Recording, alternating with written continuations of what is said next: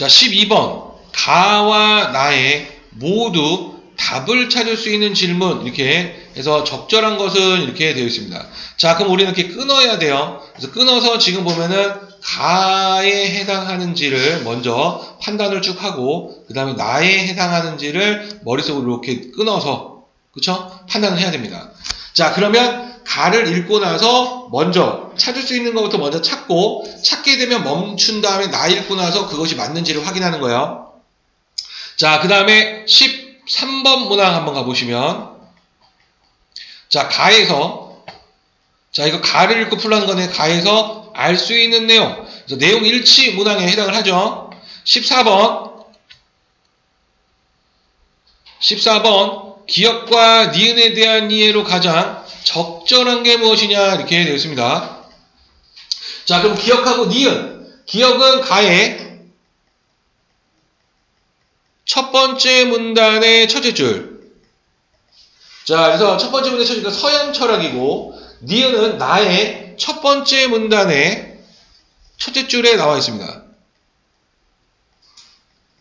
첫째 줄에 춘추전국시대 중국 철학이 나와 있네요. 역시 끊어야 되겠다라는 거. 그래서 끊는 걸 보니까 1번이 기억, 2번이 니은, 3번은 기억과 니은, 4번 기억하고 니은이 나눠져 있고 5번 기억 니은이 나눠져 있어요. 자, 그래서 기억이 1, 3, 4, 5에 니은이 2, 3, 4, 5에 나와 있습니다. 자, 그러니까 생각보다 시간이 좀 걸리겠네. 적절한 거니까 하나 가지고 우리가 선택지를 제거를 좀 해야 되겠다. 자, 15번 문항. 윗글과 학생이 작성한 학습 활동지이다. 자, 윗글을 바탕으로 할 때 적절하지 않은 것 이렇게 되어 있습니다. 그래서 진술 1, 진술 2, 진술 3에서 지금 육아 공손용 이렇게 나오죠. 이거 쉽지 않아요. 왜냐하면 각각의 주장을 하나씩 다 파악을 해야 되기 때문에 머리가 아픈 문형에 해당을 합니다. 그래서 이거 답 보이지 않으면 그냥 버리고 가셔야 돼요. 버려야 되는 유형에 해당해요. 그래서 그 중간에 시도를 해봤는데, 이거 1, 2번까지 가는데 무슨 말인지, 이게 이해가 되지 않는데 이게 뭐지? 라고 하면 과감하게 빨리 포기하고 뒤로 넘어가서 다른 거 풀고 마지막 OMR 카드 작성하기 전에 돌아와서 그때 풀어야 됩니다. 오케이? 시간 잡아먹어요. 얘가 시간을 냠냠하면 큰일 납니다. 뒤에 못 풀어요. 16번 문항 한번 봅시다. 자, 가와 나를 바탕으로 보기에 대해 보인 반응으로 적절하지 않은 것. 자, 그래서 지금 보면은 가와 나를 바탕으로 라고 이야기했어요. 그쵸? 역시 끊어야 되는 거고. 자, 그래서 밑에 이렇게 쓸지 보니까 보에티우스, 아벨라르투스 뭐 이렇게 나오죠. 자, 이거 지금 얘네들이 가에 있는지 나에 있는지를 확인을 해야 돼요. 이런 것들. 그쵸? 그래서 2, 3번이 아벨라루스고 유가 공손용 이렇게 나와 있습니다. 자, 그러니까 1, 2, 3번은 가고 4, 5번은 나죠. 왜요? 아까 우리가 문제에서 밑줄친 가는 서양 철학, 밑줄친 나는 동양 철학, 중국 철학이었어요. 그러니까 이렇게 나눠지겠구나. 그래서 역시 끊어서 가면과 나면나를 판단을 해봐야 되겠구나라고 판단이 씁니다. 자, 그럼 이제 지문의 내용으로 한번 가보도록 할게요. 첫 번째 문단. 자, 서양 철학에서는 개별자와 보편자의 관계를 바탕으로 세계를 이해하려 했다. 자, 그래서 이제 개별자, 보편자, 이걸 관계를 바탕으로 세계를 이해하려 했대요. 자, 여기서 개별자랑 반복되고 있고 정의 내려주는 매우 중요한 개념이네요. 현실에 존재하는 각각의 사물을 가리키고, 보편자는 개별자들이 공유하는 본질적 개념을 가리킨다. 자, 가령 예를 들어주네요. 교과서에 그려진 삼각형이나 삼각형 모양의 건축물은 개별자이며 세변을 가진 평면도형이라는 개념인 삼각형은 보편자이다. 자, 그래서 사물은 개별자, 개념은 보편자. 그렇죠? 자, 두 번째 문단으로 한번 가볼게요. 자, 중세 서양에서는 다수의 철학자들이 보편자를 개별자처럼 독립적으로 존재하는 실체로 보아야 한다는 실제론을 지지했다. 자, 이제 중세 서양이에요. 자, 보편자를 개별자처럼 독립적으로 존재하는 실체로 보아야 한다. 이거를 실제론이다 라고 한 거예요. 자, 이들에 따르면 보편자를 실체로 간주하지 않을 경우 도형과 같은 추상적 대상에 대한 의미 있는 논의가 어려워진다. 자, 예를 들어 우리는 수학에서 삼각형의 성질을 증명할 때 개별자인 삼각형을 그려 이용하지만 증명의 대상은 개별자가 아닌 보편자이기 때문에 그 증명의 결과는 모든 삼각형을 아우르는 보편자에 적용된다. 자, 그래서 지금 보면 그 삼각형의 성질을 증명을 할 때요, 개별자인 삼각형을 개별자를 사용하죠. 근데 증명의 대상은 보편자가 돼버려요. 자, 이때 보편자가 실체로 존재하지 않는다면 존재하지 않는 것에 어떤 성질이 귀속되는 모순이 발생한다는 거야. 즉, 개별자를 사용해서 보편자를 증명을 했어요. 자, 그런데 그 보편자가 존재하지 않아. 그럼 존재하지 않는데 존재하는 성질이 있다고? 모순이 일어난다는 거야. 이해됐어요? 그래서 이 실제론들은 그래서 보편자도 실체가 있다 라고 본 거죠. 세 번째 문단을 갈게요. 하지만 반면 유명론은 이제 유명론이 등장합니다. 실제론의 반대네요. 보편자는 실체가 아니다라는 거야. 단지 인식 주체의 사고 속에만 존재한다. 자, 보에티우스는 등장했네요. 보에티우스. 자, 보편자를 실체로 가정할 때 발생하는 무한퇴행의 역설을 지적했다. 자, 보편자를 실체로 가정을 해버리면 무한퇴행의 역설을 빠진다는 겁니다. 그에 따르면 실체는 이제 보에티우스가 실체를 어떠한 본질을 지닌 것으로 정의된다고 했어요. 실체는. 자, 그럼 보편자는 실체인 개별자들이 공유하고 있는 본질을 나타내는 개념이라는 거야. 자, 그런데 보편자가 실체가 된다면 보편자들이 공유하는 본질인 보편자의 보편자도 존재해야 된다는 거죠. 자, 위에서 뭐라 했어요? 실체는 본질을 지닌 것이다. 그리고 보편자는 그 본질을 나타내는 것이다. 그런데 보편자가 다시 실체가 되면 보편자의 본질을 나타내는 다시 보편자가 필요해서 보편자의 보편자가 나타나야 돼요. 무슨 말인지 이해되죠? 그래서 반복이 되는 무한퇴행의 역설이 나타납니다. 끊임없이. 자, 이런 과정이 무한히 계속된다는 겁니다. 그래서 개별자로부터 보편적 개념을 떠올리는 것은 인간지성의 습관일 뿐이다. 자, 그래서 이 개별자로부터 보편적 개념을 떠올린다는 것은 인간지성의 습관이다. 그래서 보편자 자체를 하나의 실체로 간주해야 할 객관적 근거는 없다 했습니다. 그래서 보편자를 실체로 간주해야 할 근거가 없다. 그래서 보편자는 실체가 아니다라고 이야기를 했습니다. 자, 그래서 세 번째 문단에서는 이제 반대인 유명론의 보에티우스가 보편자는 실체가 아니다라고 이야기했어요. 자, 이제 네 번째 문단으로 한번 가볼까요? 자, 아벨라르두스의 온건실제론이죠. 온건실제론입니다. 이건. 자, 유명론의 비판에 대응을 해서 보편자가 실체라는 주장을 유지하려는 후대 시도라는 거야. 자, 우선 그는 이 보편이라는 것은 인간의 지성에 의해서만 인식될 수 있다. 자, 그리고 개별 실체들 안에 내포된 존재다라고 본다는 거야. 자, 지성의 역할은 이미 실체로서 존재하는 대상을 인식하고 표현하는 데 국한되기 때문이다. 자, 가령 예를 들어죠. 빨간색을 띤 사물을 보고 빨강이라는 보편자를 인식했을 때, 자, 이 빨강이라는 것은 지성이 임의로 만들어 낸 개념이 아니라, 임의로 만드는 개념이 아니라 해당 사물 안에 실제로 존재하는 개념이다라는 거예요. 실제하고 있다는 거지. 또한 아벨라르두스는 보편자와 개별자가 서로 구별되지만, 자, 보편자, 개별자 구별이 되어 본질은 동일하다라는 겁니다. 자, 보편자는 일종의 개념이다. 그래서 여러 사물들이 공유하는 본질을 지시할 뿐이다. 어떤 보편자의 본질은 그것이 속한 여러 개별자의 본질과 같다. 따라서 그는 보편자들을 포괄하는 더상의 보편자는 요구되지 않는다. 그래서 그 무한탱의 그 논리는 필요가 없어요. 왜? 그냥 얘들은 그 본질하고 그 본질하고 같아요. 라고 하면서 다시 한번 실제론을 그 옹호했다라는 걸 볼 수 있죠. 자, 그래서 12번으로 한번 가보면 가를 먼저 한번 이렇게 찾아봐야 되겠죠. 보편적 개념이 인간의 행동의 어떤 행동의 역량 가에서 찾을 수가 없었습니다. 그렇죠? 보편적 개념이 인간의 사고를 어떻게 형성하냐? 없었어요. 보편적 개념은 무엇을 통해 인간에게 인식되는가? 자, 지금 얘는요, 네 번째 문단의 셋째 줄에서 무엇을 통해서? 지성을 통해서. 자, 그럼 여기서 이제 멈춘 거예요. 나같이 맞는 말 하나? 그러면 이제 나 가지고 얘를 먼저 얘가 이제 있는지 없는지를 이따가 판단을 할 겁니다. 자, 그 다음에 이제 13번 문항.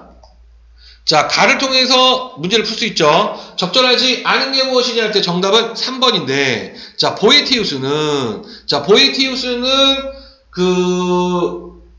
세 번째 문단의 핵심 키워드였습니다. 그렇죠? 즉 유명론이죠. 자, 개별자들이 동일한 성질을 지닐 수 없다고 본다 이렇게 했습니다. 자, 그런데 세 번째 문단의 넷째 줄과 다섯째 줄 한번 볼게요. 3문단의 셋째 줄과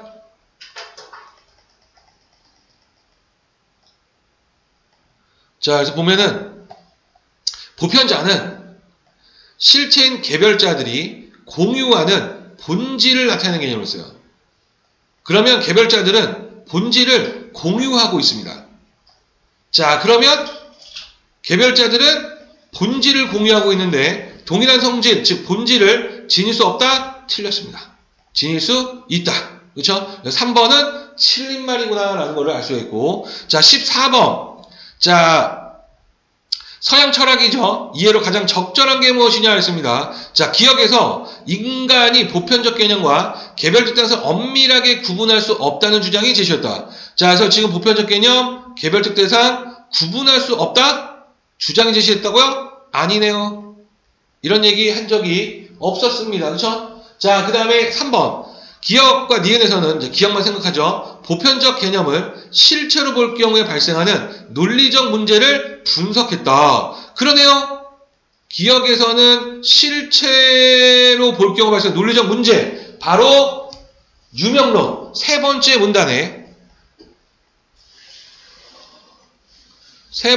문단에서 언급을 했습니다. 그렇죠? 그러면 일단 멈춥니다. 3번 일단 가능성이 있으니까. 그렇죠? 자, 그 다음에 15번 문항으로, 이건 둘 다 읽고 가야 되고. 자, 16번 문항. 자, 1, 2, 3번 접근할 수 있죠. 자, 한번 봅시다. 플라톤은 현실 세계 사물은 이상적 세계의 대상인 이데아의 모사품이라고 주장했다. 그래서 현실 세계 사물은 이데아의 모사품이다. 자, 근데 이 이데아는 이상적 세계다라는 거예요. 그렇죠? 자, 예컨대 현실의 어떤 사물이 삼각형으로 인식되는 이유는 그것이 삼각형의 이데아가 지닌 본질을 부분적으로 구현하고 있기 때문이다. 자, 그래서 지금 그 사물이 삼각형으로 인식이 되는 이유는요, 이데아의 본질을 부분적으로 구현하고 있는 거예요. 반면 아리스토텔레스는 모든 개별적 사물은 본질적 특성인 형상과 감각 가능한 진료가 결합된 실체다라는 거예요. 자, 그에 따르면 어떤 사물이 삼각형으로 인식되는 것은 그것이 삼각형의 형상을 지니기 때문이지만 형상과 진료는 결합되지 않은 채 존재할 수가 없기에 둘 다 실체로 볼 수가 없다. 자, 이때 결합된 상태로 존재하는 형상과 진료를 구분하고 인식하는 것은 인간의 지성을 통해 이루어진다고 했습니다. 자, 그러면 한번 봅시다. 1번 선택지 보에티우스. 자, 보에티우스는 삼각형의 이데아라는 형이상적 실체가 존재한다고 보는 플라톤 이론에 동의하지 않겠군. 이렇게 했어요. 자, 보에티우스는 세 번째 문단의 유명론입니다. 그렇죠? 유명론은 그 세 번째 문단의 첫째 줄에 뭐라고 이야기를 했냐? 보편자는 실체가 아니다라고 이야기를 했어요. 그렇죠? 자, 이걸 봤을 때 지금 보면은 형이상학적 실체가 존재한다라고 이야기를 하는 것은 실제론이고, 그렇죠? 그래서 보에티우스는 동의하지 않아요. 본질은 뭐야? 보편자는 없다라고 했으니까, 실체가 아니라고 했으니까. 그러니까 세 번째 문제 첫째 통해서 맞는 말. 자, 아벨라르두스는 온건 실제로서 네 번째 문단이죠. 가에. 자, 현실의 삼각형이 2대가 지닌 본질을 부분적으로 구현한다는 플라톤의 견해에 동의하겠군. 이렇게 이야기했습니다. 자, 그래서 지금 보면은 아벨라르두스가 과연 이 부분에 동의할 수 있는가? 자, 네 번째 문단의 12째 줄, 즉 밑에서 셋째 줄에 한번 보시면 12째 줄부터 한번 보도록 합시다. 뭐라고 이야기했냐? 바로 이 부분이거든요. 보편자의 본질은 여러 개별자의 본질과 같다. 보편자의 본질과 개별자들의 본질은 같다. 그런데 플라톤은 뭐라고 얘기했어요? 현실 세계의 사물은 모사품, 가짜다. 다르다. 그러니까 2번 선택지 플라톤의 의견의 견해에 동의하지 않을 겁니다. 그래서 12째 줄과 13째 줄을 통해서 아벨라르두스는 같다. 플라톤은 다르다. 라고 했기 때문에 그래서 2번은 틀린 말이구나 라는 것을 알 수가 있었다. 자, 이제 나 지문으로 가서 나머지를 확인 사살 해보도록 합시다. 자, 그래서 지금 보면 한 놈만 가지고 까는 거예요. 그죠? 두 개 가지고 까면 머리가 복잡하니까 첫 번째 문단 볼게요. 이름과 실질의 관계는, 자, 이름과 실질의 관계네요, 이제. 춘추 전국시대 중국 철학의 핵심 주제였다. 많은 철학자들은 이 관계를 바르게 정립함으로써 당대 혼란을 해결하는 초석을 쌓고자 했다. 자, 유가의 정명사상은 이제 유가의 정명사상에 대해서 이야기하네요. 이러한 철학적 고찰이 정치적 담론으로 이어진 대표적 사례이다. 유가에서는 이름인 임금 개념과 실질인 현실의 임금을 분리했다라는 거. 자, 그래서 현실의 임금들이 임금답지, 즉 임금의 개념에 어울리지 않으면 않았기 때문에 혼란이 발생한다고 보았다. 자, 이를 토대로 유학자들은 모든 사람들이 이름에 맞게 행동해야 천하가 안정이 되며 인의를 해치는 자는 임금의 자리에 있더라도 임금으로 대우하지 말아야 한다고 주장했다. 자, 이름, 임금이라는 개념에 맞아야 된다는 거야. 그렇죠? 두 번째 문단 계속 유가입니다. 유가에서는 이처럼 이름은 보편적 개념과, 자, 그래서 이름은 보편적 개념, 실질은 개별적 사물과 대응된다. 자, 유학자들은 이 이름을 형이상학적 실체로 간주했다. 자, 예를 들어 임금이라는 보편적 개념은 형이상학적 실체로 그 의미가 선언적으로 결정되어 있다. 자, 그래서 지금 보면은 보편적 개념은 형이상학적 실체면서 선언적으로 결정이 되어 있다는 거예요. 선언적이라는 건 이미 존재하고 있다는 겁니다. 자, 이때 의미에 부합하지 않는 현실의 대상은 임금의 자리에 있더라도 임금으로 여기지 말아야 한다는 점에서 이름은 실질이 따라야 할 규범적 성격입니다. 자, 그래서 이름이라는 것은 실질이 따라야 할 규범적 성격, 즉 실질은 개별적 사물이죠. 개별적인 것들이 따라야 할 규범이다. 자, 한편 유가에서는 현실의 임금들이 이름에 맞게 행동할 경우 임금은 형이상학적 실체인 동시에 현실에서도 실체로 온전히 구현된다고 보았다. 자, 그래서 현실의 사물이 이름에 맞게 행동하면 이 임금은 형이상학적 실체인 동시에 현실의 실체다라는 거죠. 자, 그래서 두 번째 문단은 이름과 실질, 즉 이름은 보편, 실질은 개별이다라는 거죠. 세 번째 문단으로 갈게요. 자, 이러한 육아의 견해와 자주 비교되는 것은 공손용의 변백론이다. 공손용은 단단하고 흰 돌에서 실체는 세 가지가 아닌 두 가지라고 주장했다. 자, 그래서 단단하고 흰 돌에서 실체는 두 가지, 즉 세 가지가 아니다라는 거. 그에 따르면 단단함, 힘은 각각 촉각과 시각을 통해 인지된다. 그래서 실체다. 하지만 돌은 그렇지 않다라는 겁니다. 우리는 돌이 지닌 촉감과 무게, 색과 모양 등을 통해 돌이라는 실체가 존재한다고 여긴다. 그러나 이러한 속성들이 배제된 돌 자체는 감각적 감각으로 인지된 것이 아니라 단지 지성을 통해 속성들이 귀속된 배후에 무언가를 생각해낸 것일 뿐이다. 자, 그래서 이 돌이라는 것은 감각으로 인지된 것이 아니다. 지성을 통해 그 속성들이 귀속된 배후의 무언가를 생각한 것이다. 따라서 공손용은 단단함과 힘과 같은 보편적 개념만이 실체고 돌과 같은 개별적 사물은 오히려 실체가 아니다. 라고 본 겁니다. 자, 그럼 12번 문항 한번 볼까요? 보편적 개념은 무엇을 통해 감각으로 인지된대요. 얘는 감각을 통해 인지가 된다라고 이야기를 했습니다. 그렇죠? 그래서 나의 세 번째 문단의 넷째 줄, 그리고 5, 6, 7, 일곱째 줄. 그래서 3문단의 넷째 줄 또는 일곱째 줄에서 근거를 찾을 수가 있어서 12번의 정답은 3번이다. 그렇죠? 자, 그 다음에 14번 문항으로 가서 자, 니은 한번 봅시다. 자, 보편적 개념을 실체로 볼 때 발생한 논리적 문제 분석하지 않았습니다. 그렇죠? 자, 그러면 이제 니은만 보는 거예요. 니은에서는 개별적 대상이 실체에 해당하는지에 대한 논의. 이거 세 번째 문단에 세 번째 문단의 밑에서 두째 줄, 즉 열째 줄에서 뭐라고 이야기하냐면 공손용이 돌과 같은 개별적 대상은 오히려 실체가 아니다. 근데 위에서 육아에는 다른 이야기를 했죠. 그래서 4번이 정답이구나.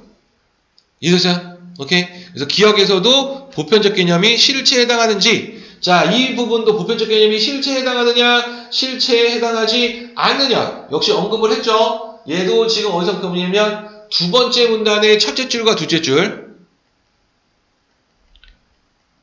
그리고 세 번째 문단의 첫째 줄과 둘째 줄에서 실체냐 실체가 아니냐는 것을 바로 실제론과 그 다음에 유명론이 서로 싸우고 있었다는 것을 알 수가 있었다. 그래서 4번이 답이구나. 그 다음에 16번 문항으로 가서 16번 답이 나왔죠. 그죠? 그 다음에 이제 마지막 15번 문항으로 한번 가봅시다. 자, 다음에 진술에 대해 학자들이 볼 수 있는 견해를 작성해 봅시다. 이렇게 되어 있었는데, 자, 얘가 지금 답이 3번이에요. 자, 그럼 1번부터 봅시다. 유가. 자, 보편적 개념은 현실 세계에 존재한다. 자, 유가 옳다. 자, 유가는 지금 나의 첫 번째 문단과 두 번째 문단이었어요. 그렇죠? 자, 법적 개념에서 현실 개별자를 통해 실체로서의 지위를 획득할 수 있기 때문이다. 이렇게 있습니다. 자, 얘는 나에서 두 번째 문단의 여섯째 줄. 나의 이 문단의 여섯째 줄에서 뭐라 하냐면 이름, 즉 보편이라는 이 개념은 실질이 따라야 할 규범적 성격을 했습니다. 그래서 개별자들이 따라야 한다. 그때 규범적 성격, 지위를 획득합니다. 그렇죠? 자, 공손력. 자, 나의 세 번째 문단에 나와 있어서 그렇죠? 자, 옳다. 보편적 개념은 감각을 통해 직접적으로 인지된 속성이기 때문이다. 그렇죠? 감각을 통해 인지된다. 세 번째 문단의 넷째 줄에서 이야기를 했습니다. 자, 진술 2. 보편적 개념은 현실의 대상들을 구분하는 기준이다. 보편적 개념은 현실의 대상들을 구분하는 기준이 된다. 자, 유가 옳지 않다. 보편적 개념의 의미는 그것이 포괄하는 현실의 대상들에 따라 변화할 수 있기 때문이다. 자, 보편적 개념이 변화한다는 게 포인트예요. 자, 그런데 유가에서 뭐라고 얘기했냐면 나의 첫 번째 나의 두 번째 문단의 넷째 줄. 나의 두 번째 문단의 넷째 줄에서 뭐라고 얘기했냐면 그 의미는 선언적이다라고 했습니다. 선언적이다라고 얘기한 거는 변화할 수 있는 대상이 아니에요. 이미 결정되어 있기 때문에. 그래서 변화라는 단어 육아는 쓸 수가 없다. 그래서 답은 3번이다. 이렇게 볼 수가 있겠네요. 자, 여기까지 질문 있으신 분?